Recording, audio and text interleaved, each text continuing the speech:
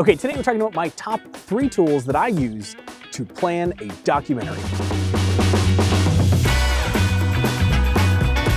The first tool that I use is a software called Milanote. Now, Milanote is kind of like a web-hosted idea board. This is my go-to organizational tool for everything. If you're a filmmaker or an organizer or anything, you know how important it is to keep all of your ideas in one central place.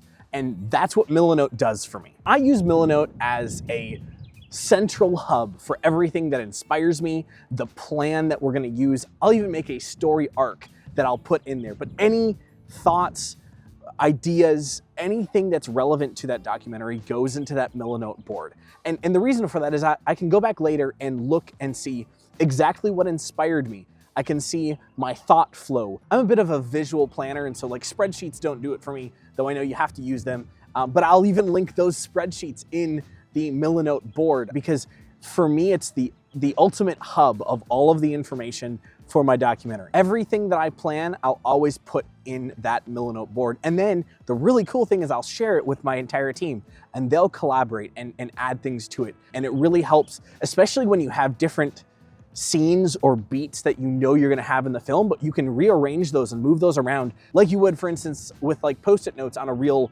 board, except that this is all digital and it's shared with all of my team across the country in real time. So we can all be working on it and reference it.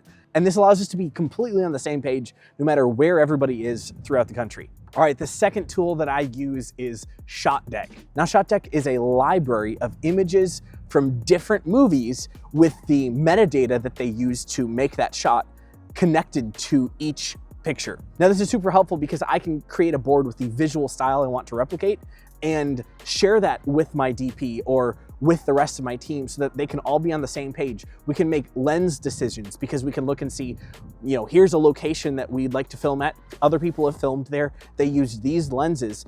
In the current project I'm working on right now, there's one scene with a really iconic shot that I want to take inspiration from and use that inspiration in my film to create a scene that I think is going to be really interesting and impactful, and it will harken back to that a little bit, which I think is going to be really interesting. Ultimately, the really cool thing about it is that not only can you pull reference photos from films, you can create a visual style. You can also search based on color palette.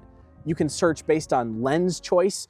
Or for instance, let's say you really like the work of a specific director or cinematographer, you can search their work as well, which is really also just helpful when you're trying to learn from the past. Now, the last 2 tools have been visual tools, whether it's photos or just the ability to see everything on a board. But this third tool is Spotify. I am an auditory processor and I get inspired greatly by music.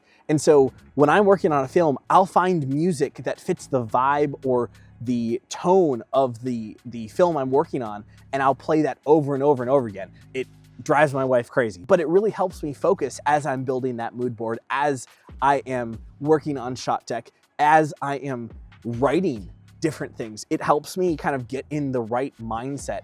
So my Spotify Wrapped is weird because I'll have all of that music that was inspiring each film that I was working on as the #1 listened to thing. And sometimes it's even just like one song that was really inspirational, and that's like my #1 song. And it's totally not what I would normally listen to, except for it was very influential in inspiring that project that I was working on. So there you have it. There are the 3 top software planning tools that I use when I'm planning a film.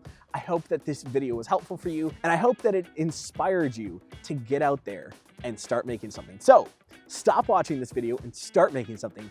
I believe in you, and I'll see you in the next one.